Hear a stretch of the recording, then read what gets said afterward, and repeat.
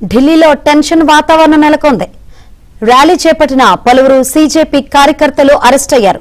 సీజేపీకి ఆప్ మద్దతు తెలిపింది. జంతర్ మంతర్ వద్ద ధర్నాలో అతిషి, సిసోడియా, సంజయ్ సింగ్ పాల్గొన్నారు. ఢిల్లీ వ్యాప్తంగా భారీగా పోలీసు బలగాలు మోహరించాయి.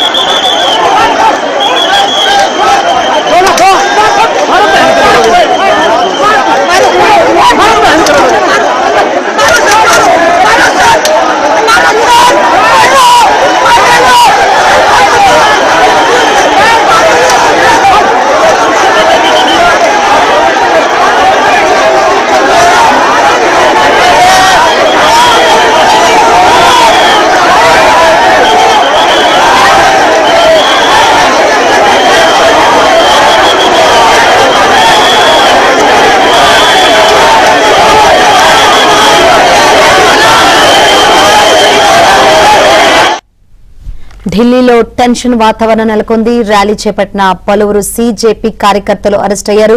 సీజేపీకి ఆప్ మద్దతు తెలిపింది. జంతర్ మంతర్ వద్ద ధర్నాలో అతిషి, సిసోడియా, సంజయ్ సింగ్ పాల్గొన్నారు. ఢిల్లీ వ్యాప్తంగా భారీగా పోలీసు బలగాలు మోహరించాయి. ప్రస్తుతం సిచ్యువేషన్ తెలుసుకుందాం. మరిన్ని వివరాలు అందించేందుకు మా ఢిల్లీ బ్యూరో చీఫ్ కృష్ణ సిద్ధంగా ఉన్నారు. కృష్ణ, మొత్తం చూస్తుంటే ఢిల్లీలో హైటెన్షన్ వాతావరణం నెలకొంది. పలువురు సీజేపీ కార్యకర్తలను పోలీసులు అరెస్ట్ చేసిన పరిస్థితి అయితే కనిపిస్తుంది. ఏంటి సిచ్యువేషన్?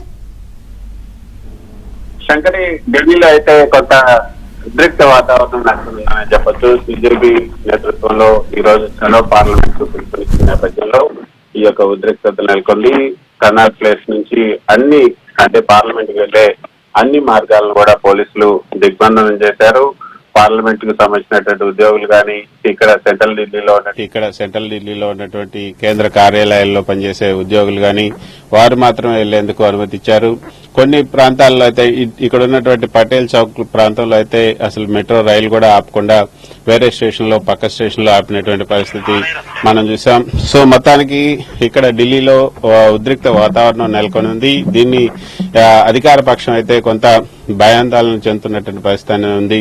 ఎందుకంటే ఈ రోజు పార్లమెంట్ సమావేశాలు ప్రారంభమయ్యాయి. కొద్దిసేపు క్రితం మనం ప్రధాని మోదీ పార్లమెంట్ సమావేశాల సందర్భంగా జాతినుద్దేశించి మాట్లాడినటువంటి ప్రసంగం మనం చూసాం.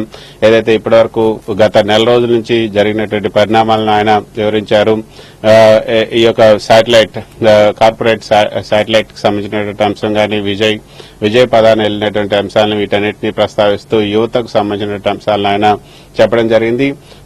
ఈ పార్లమెంట్ సమావేశాల్లో ప్రతిపక్షాలు లేవనైతే అన్ని అంశాలకు మద్దతు ఇస్తాం, అన్ని అంశాలకు కూడా చర్చిస్తాం. కాకపోతే ప్రతిపక్షాలు ఒక నిర్దిష్టమైనటువంటి అజెండాతో వస్తే బాగుంటుంది.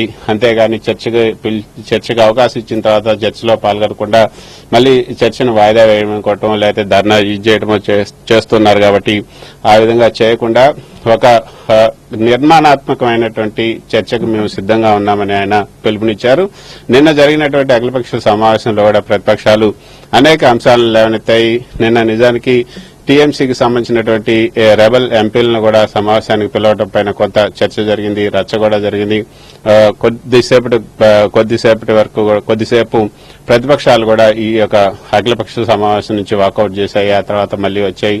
కానీ నిన్న జరిగినటువంటి అఖిలపక్ష సమావేశంలో కూడా ప్రతిపక్షాలు ఈ అయోధ్య రామ మందిర విరాళాలకు సంబంధించినటువంటి అంశం కానీ, నీట్ పేపర్ లీకేజీకి సంబంధించినటువంటి అంశం కానీ, లేకపోతే ఇంకా ఇతర అంశాలు ఏవైతే ఉన్నాయో, ఏదైతే అండమాన్ నికోబార్ లో ఉన్నటువంటి గ్రీన్ ప్రాజెక్ట్ ఏదైతే ఉందో దానికి సంబంధించిన అంశం, వీటన్నిటిపైన చర్చ జరపాలన్నారు.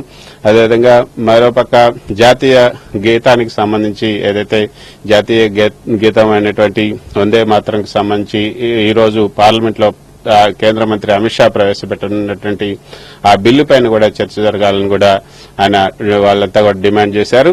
ఈ రోజు మొత్తం ఈ పార్లమెంట్ సమావేశాలు అంటే ఈ రోజు నుంచి ప్రారంభమయ్యే ఈ సమావేశాలు వచ్చే నెల 13వ తేదీ వరకు కూడా జరగబోతున్నాయి. అప్పటి వరకు కొన్ని కీలకమైన అంటే ఒక 5 బిల్లులను అయితే ప్రవేశపెట్టాలని అధికారికంగా చెప్పారు. ఆ 5 బిల్లుల్లో 2 బిల్లులు ఈ రోజు ప్రవేశపెట్టబోతున్నారు. ఒకటి సుప్రీంకోర్టులో న్యాయమూర్తుల సంఖ్య పెంపుకు సంబంధించినటువంటి ఒక బిల్లు అయితే, రెండో బిల్లు వందే మాతరంకు సంబంధించినటువంటి బిల్లు. ఆ బిల్లును ఈ రోజు రాజ్యసభలో అమిత్ షా ప్రవేశపెట్టబోతున్నారు. ఆ తర్వాత ఈ యొక్క న్యాయమూర్తుల సంఖ్యకు సంబంధించినటువంటి బిల్లును కూడా ప్రవేశపెట్టబోతున్నారు. కానీ వందే మాతరంకు సంబంధించినటువంటి బిల్లును ప్రవేశపెట్టాలని కూడా ప్రతిపక్షాలకు సంబంధించిన సభ్యులంతా వ్యతిరేకత తెలుపుతున్నారు. దీనికి సంబంధించి ఇప్పటికే అడ్జర్న్మెంట్ మోషన్ కూడా ఇవ్వడం జరిగింది. సో ఈ మరికొద్ది సేపట్లో ఈ పార్లమెంట్ సమావేశాలు ప్రారంభం కాబోవటం, తర్వాత సీజేపీ ఇక్కడ జంతర్ మంతర్ ధర్నా, మొత్తానికైతే ఢిల్లీ అంతా కూడా కొంత ఉద్రిక్త వాతావరణం అయితే నెలకొని ఉంది. శంకర్.